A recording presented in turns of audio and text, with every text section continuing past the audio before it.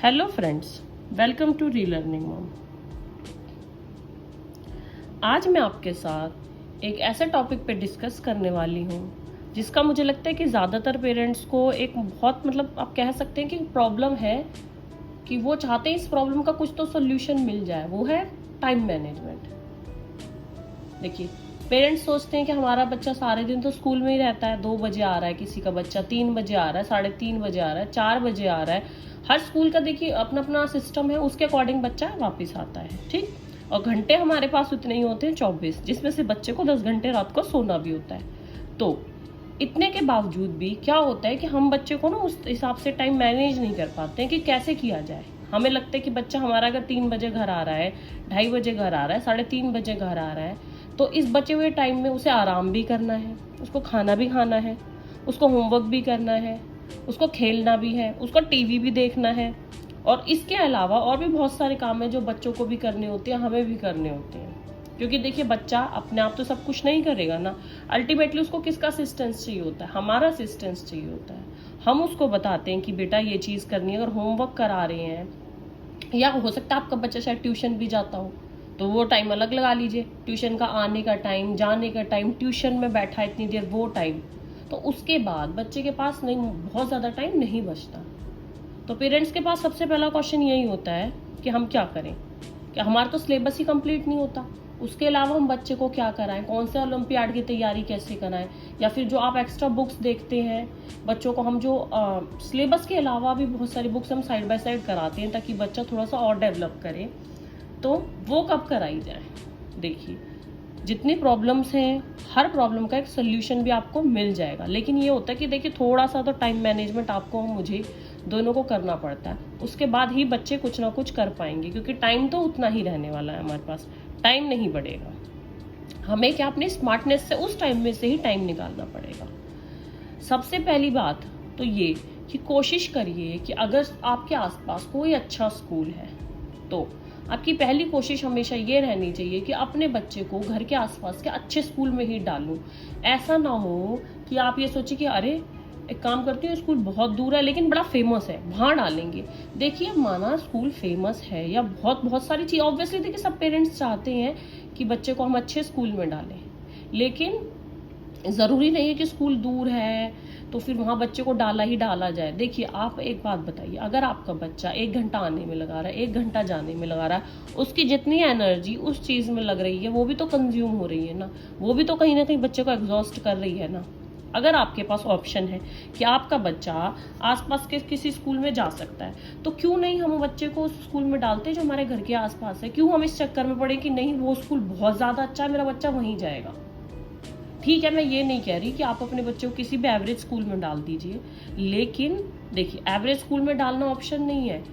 हम क्या करेंगे, बच्चे को आसपास के अच्छे स्कूल में डाल देंगे। ठीक है, मेरे घर के आसपास 10 स्कूल हैं, 10 स्कूल में से हो सकता है कि 7-8 अच्छे ना हो, लेकिन एक आध तो कोई ना कोई ऐसा होगा ना जिससे मेरे बच्चे का थोड़ा सा टाइम बच जाए।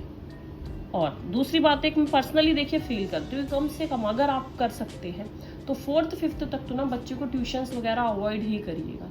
क्योंकि एक तो सबसे पहली बात, जो कंसंट्रेशन आप अपने बच्चे को दे सकते हैं, वो ट्यूशन वाला, बहुत रेयर ही कोई ट्यूशन वाला होता है कि वो इतना एफर्ट आपके बच्चे के लिए लगाएगा जितना आप लगा रहे हैं।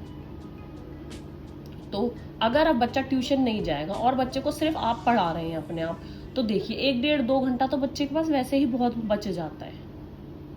तो पहली कोशिश आप ये करिएगा कि स्कूल पास हो। दूसरा, अगर वो भी नहीं हो सकता तो एटलीस्ट बच्चे को अपने आप पढ़ाने की कोशिश करिएगा। मैं समझती हूँ कि बहुत सारे सर्कमस्टांसेस में पेरेंट्स के लिए पॉसिबल नहीं होता कि वो बच्चे को पढ़ा पाएँ, क्योंकि देखिए हर कोई पेरेंट पढ़ा भी नहीं सकता है, और कभी कभी ऐसा होता है कि घर की सिचुएशन ऐसी होती है या पेरेंट्स वर्किंग है तो वो नहीं करा पाते बच्चों को। तब हमारे पास ट्यूशन्स के अलावा कोई ऑप्शन बचता ही नहीं है। तो अगर आप कर सकते हैं तो इस तरीके से थोड़ा सा तो देखिए टाइम कहीं ना कहीं बचेगा। उसके बाद चलिए जी, ये सब भी हम नहीं कर पा रहे हैं, हम बच्चे का एडमिशन भी पास नहीं करा पा रहे हैं, ठीक है, हमें बच्चे को ट्यूशन भी भेजनी है। अब इसके बाद क्या किया जाए? अगर हमारे पास ये प्रॉब्लम है तो अब क्या किया जाए? तो सबसे पहली बात है, अपने बच्चे के लिए ना एक हमेशा क्या करिए, एक स्केड्यूल फिक्स करिए पूरे दिन का, सुबह से लेके शाम तक का। और ये स्केड्यूल क्या होता है कि जब बच्चा छोटा हो ना तभी से स्टार्ट कर दीजिए। ऐसा ना हो कि बच्चा बड़ा हो रहा है तब आप स्केड्यूल बनाने की कोशिश कर रहे हैं, तो बच्चे के लिए भी ना ये चीज़ें थोड़ी सी प्रॉब्लम वाली हो जाती है, वो नहीं कर पाएगा इतने एडजस्ट जल्दी से। तो बचपन से ही बच्चे को एक स्केड्यूल फिक्स करना सिखाइए कि इतने बजे सोना है, इतने बजे उठना है, ये हमारा लंच टाइम है, ये हमारा डिनर टाइम है, तब तो बच्चा कुछ कर सकता है। क्योंकि क्या होता है कि बच्चे के दिमाग में भी ना ऑटोमेटिकली चीज़ें जाने लगती हैं कि इतने बजे मुझे उठना है, अब मेरी पढ़ाई का टाइम है, अब मेरे खेलने का टाइम है। और ये चीज़ मैंने पर्सनली भी करके देखी। क्या होता है कि बच्चे फिर क्या करें, मान लीजिए आपने फिक्स कर रखा है इतनी देर तुमको खेलना है, तो बच्चे इतना क्या करते हैं, धीरे धीरे उनको इतनी प्रैक्टिस हो जाती है कि वो अपने आप ही वापस आ जाते हैं 1 घंटा खेल के। आपको कहना नहीं पड़ता कि आ जाओ, मत खेलो, बहुत देर हो गया, पढ़ लो, या आप खाने का टाइम हो गया। नहीं, वो अपने आप ही वापस आएंगे, क्योंकि उन्हें पता है कि मेरा हर चीज़ का टाइम फिक्स है, मुझे इस टाइम पे ये करना है, तो वो उसके हिसाब से वापस आ जाएंगे। ऑर्गेनाइजेशन, सेकेंड चीज़ है organisation. Organisation in the sense उनकी स्टेशनरीज, उनकी नोटबुक्स, उनकी मतलब जितना भी उनका स्टडी से रिलेटेड सामान है उसको एक जगह रखने की उन्हें आदत डालिए, उन्हें आदत डालिए। आप मत सीख करिए कि आप उसकी पेंसिल उठा के रख रहे हो, आप उसकी नोटबुक्स उठा के रख रहे हो। नहीं, जैसे ही वो पढ़ के उठता है तो उसको इस चीज़ की आदत डालिए। अपना स्टडी टेबल पे से सारा सामान उठाएंगे, अच्छे से ऑर्गेनाइज करेंगे, और फिर हम यहाँ से उठेंगे। क्या होगा कि देख लीजिए, मान लीजिए बच्चा पढ़ने बैठ रहा है, ठीक, और उसके पास क्या है, उसके पास सामान नहीं मिल रहा, तो आधा टाइम तो उसका इसी चीज़ में वेस्ट हो जाता है कि मेरे पास पेंसिल नहीं है, मेरे पास इरेजर नहीं है, मेरी ये नोटबुक नहीं मिल रही है ना। तो अगर ऑर्गेनाइजेशन होगा ना तो बच्चे के लिए भी बहुत सुविधा होगी, उसकी चीज़ें उसको टाइम पे मिल जाएंगी, और जो टाइम ढूंढने में वेस्ट करता है ना वो, उतनी देर में वो और भी कुछ काम कर सकता है। और क्या होता है कि बच्चे की ना लय भी टूटती है इससे, कि मान लीजिए मैं उसको कोई काम करने बिठा रही हूँ और इतने में बच्चे की कोई चीज़ नहीं मिल रही, तो फिर उससे क्या होगा, कहीं ना कहीं उसकी कंसंट्रेशन तो ब्रेक होती है। यूज ए टाइमर। जब भी आप बच्चे को राइटिंग का काम कराएंगे या क्या करेंगे, उसको कुछ लर्न करने के लिए देंगे, आप अपने फोन में भी टाइमर लगा सकते हैं, या फिर क्या कर सकते हैं, आपके पास कोई अलेक्सा जैसा इस टाइप का कोई डिवाइस हो उसमें भी टाइमर लगा सकते हैं। तो बच्चे के दिमाग में ये चीज चलती रहती है कि हाँ मेरा टाइमर ऑन होने वाला है, अब मेरे को ये काम इतनी देर में करना है। तो बच्चा क्या करता है, आप करके देखिएगा ये चीज। राइटिंग का काम कभी कराते हैं ना आप, ये चीज करना कि बच्चे को बोलना मैं तुम्हें 10 मिनट्स दे रही हूँ, मुझे 10 मिनट्स में ये वाले क्वेश्चन आंसर तुम राइट डाउन करके दिखा दो सारे के सारे, और देखिएगा बच्चा कितनी जल्दी करता है। और आप उसे सिर्फ ऐसे ही बिठा देंगे ना करने के लिए, वो क्या करेगा, सारा दिन लगा देगा, आधा घंटा बैठे रहेंगे, 1-1 घंटा बैठे रहेंगे। वो मुश्किल से 10 मिनट का काम होता है, लेकिन उन्हें क्या यहाँ देख लिया, वहां देख लिया, ये कर लिया, कुछ लेने चले गए, इन्हीं चीजों में टाइम वेस्ट करते हैं। तो बच्चे के लिए टाइमर सेट करना भी बहुत जरूरी है। Set priorities. बच्चे को ये पता होना बहुत जरूरी है कि मेरे लिए कौन सा काम जरूरी है, कौन सा काम मुझे पहले करना है। बच्चे को हम इतना समझदार इन सब चीजों से बना सकते हैं ना कि बच्चे को अगर आप नहीं भी बोलेंगे ना, वो सामने से आपको आके बोलेगा कि नहीं मेरे को होमवर्क करना है, या मेरा कल का असाइनमेंट है क्लास में, या मेरा टेस्ट है, मुझे वो करा दीजिए। लेकिन उसके लिए बच्चे के लिए बाकी जो मैंने पहले स्टेप्स बताए ना कि उसका स्केड्यूल बनाइए, उसके लिए ऑर्गेनाइजेशन बनाइए, तो बच्चे के अंदर ये चीजें अपने आप इनकलकेट होंगी। लेकिन ये थोड़ा सा टाइम कंज्यूमिंग प्रोसेस है आप लोगों के लिए भी। और बच्चे को अगर हम इसी स्टेज में सिखाना स्टार्ट करेंगे ना, तो ये चीज़ें उसको आगे भी बहुत ज़्यादा फायदेमंद होगी। बच्चे को अगर पता है कि मेरे को होमवर्क करना है, होमवर्क मेरे लिए ज़रूरी है, ठीक है, तो वो गेम छोड़ के भी आएगा होमवर्क करने के लिए। आप एक बार ऐसा करके देखिएगा, जिस बच्चे के अंदर ना ये चीज़ आ गई कि मेरे को ये काम पहले करना है, तो वो बच्चा क्या करेगा, आप नहीं भी कराना चाहेंगे ना, वो रोता है कि मेरे को तो काम कराओ, मेरे को काम क्यों नहीं कराया। तो बच्चे के अंदर ये चीजें आएंगी। आप पर ये मत सोचिएगा कि मेरा बच्चा तो नहीं करने वाला है काम, मेरा बच्चा तो बड़ा जिद्दी है।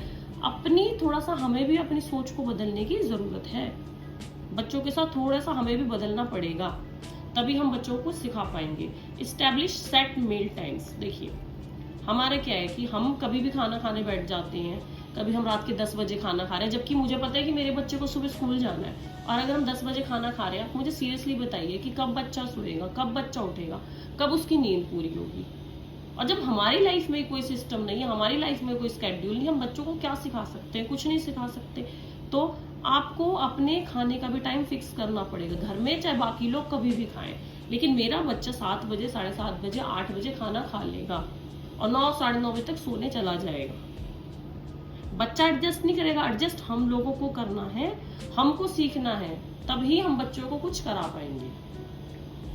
Establish rules for electronics. देखिए, बच्चा टीवी देख रहा है या फोन देख रहा है, ऐसा ना हो कि वो सारे सारे दिन फोन देख रहा है या सारे सारे दिन टीवी देखे जा रहा है। नहीं, उसको ये बता दीजिए आप इतनी देर टीवी देख सकते हैं, उसके बाद टीवी बंद हो जाएगा। हो सकता है कि बच्चा एक दो बार रोएगा कि नहीं मेरे को तो देखना है और देखना है, तो शांत रहिए, बच्चे को थोड़ा सा इग्नोर करिए, उसको रोने दीजिए थोड़ी देर, कोई बात नहीं। एक दिन रोएगा, 2 दिन रोएगा, तीसरे दिन अपने आप चुप हो जाएगा।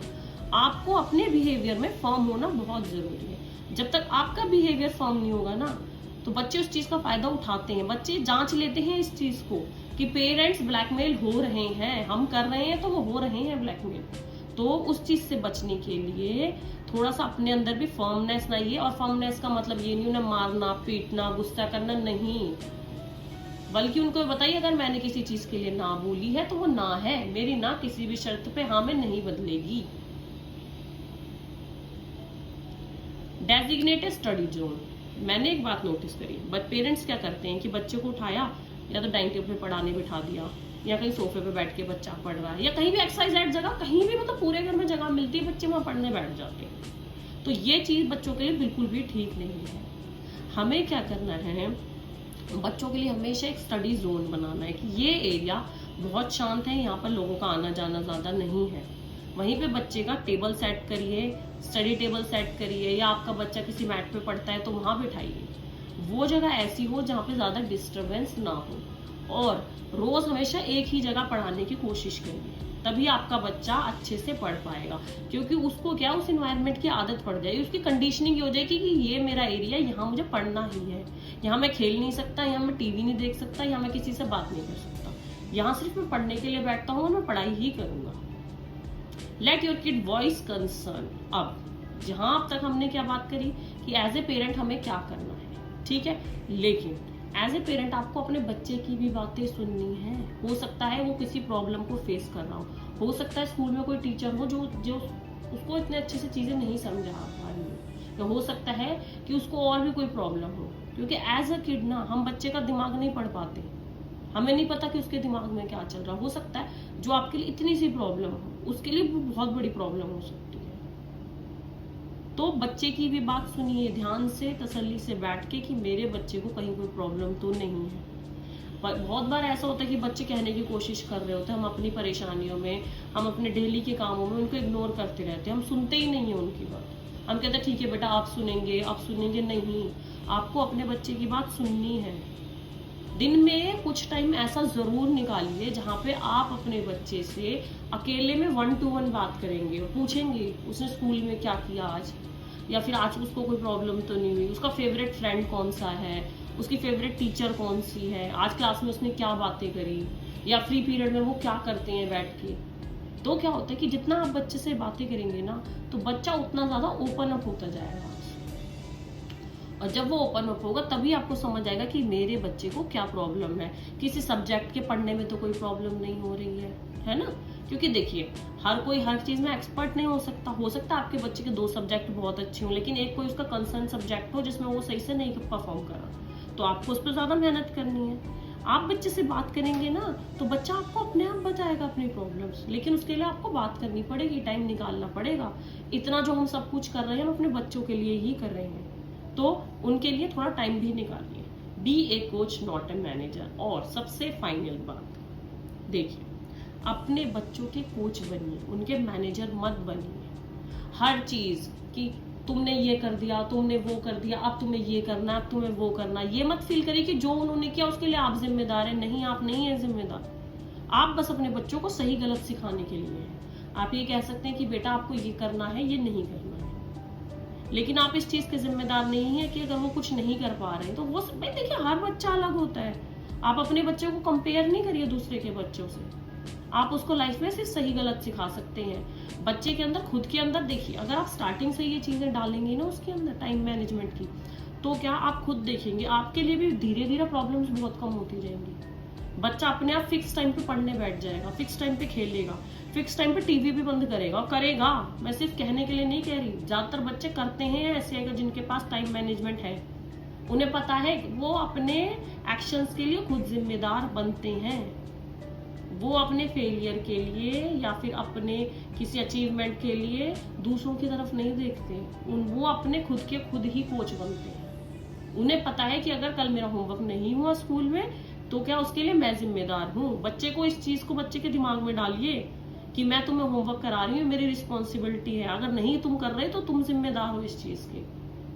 वो समझेंगे। ये मत सोचिए कि मेरा 5-6 साल का बच्चा क्या सीखेगा। नहीं, आपके 5-6 साल के बच्चे को समझ आता है सब कुछ, है वो इतने इंटेलिजेंट इनफ। अगर वो आपके इमोशन समझ सकते हैं, वो आपका गुस्सा समझ सकते हैं, आपकी परेशानी समझ सकते हैं, तो वो ये चीज क्यों नहीं समझ सकते। वो समझ सकते हैं ये भी चीज, लेकिन आपको क्या करना पड़ेगा, खुद भी एफर्ट लगाना पड़ेगा। और अपने बच्चों पे भी ज्यादा प्रेशर नहीं बनाना है। उनको एज ए इंसान ट्रीट करिए। अपनी एक्सपेक्टेशंस उन पर मत लादिए ले जाके हर चीज की, कि अरे मैं ये चाहता हूँ तो मेरा बच्चा ये करे। ठीक है, मेरा बच्चा वो शायद नहीं कर पाएगा जो मैं चाहता हूँ, लेकिन जिंदगी में बहुत कुछ है उसके अलावा जो बच्चा कर सकता है। तो ये बहुत छोटी छोटी सी बातें हैं, अगर इनको आप ध्यान देंगे तो आपके बच्चे के अंदर टाइम मैनेजमेंट भी आएगा और आपका बच्चा लाइफ में भी बहुत अच्छे तरीके से चीज़ों को ऑर्गेनाइज करना, मैनेज करना, स्ट्रेस को कंट्रोल करना सीख जाएगा। क्योंकि ये देखिए, अगर टाइम मैनेजमेंट नहीं होता ना, स्ट्रेस आपके लिए भी होता है, धीरे धीरे बच्चे के लिए भी स्ट्रेस क्रिएट होने लगता है। होमवर्क कंप्लीट ना हो, असाइनमेंट्स ना हो, कुछ और काम है जो बच्चे को करना है वो नहीं किया, तो ये सब स्ट्रेस धीरे धीरे स्ट्रेस बनने लगती है बच्चे के अंदर। तो अगर आप बच्चे के अंदर अभी से ही टाइम मैनेजमेंट डाल देंगे तो क्या होगा कि बच्चा ये सब कर पाएगा और आपका बच्चा पढ़ाई के साथ साथ और भी चीजें कर सकता है। इतना होता है हमारे पास टाइम। लेकिन क्या है कि हमें फालतू की चीजों से अपने आप को हटाकर जो हमारा मेन फोकस है वहां पर हमें कंसंट्रेट करना है कि ये हमारे लिए सबसे इंपॉर्टेंट है, ये चीजें हमें पहले करनी है, बाकी चीजें हम बाद में करेंगे। आपका बच्चा सिलेबस के अलावा भी बहुत कुछ कर सकता है। इतना टाइम बच्चों के पास होता है, बस हमें उस टाइम को मैनेज करना होता है। आई होप मैं आपको मेरी बातें कहीं कुछ ना कुछ स्ट्राइक करी होंगी और कुछ समझ आया होगा। Please like, share and subscribe my channel. Thank you so much.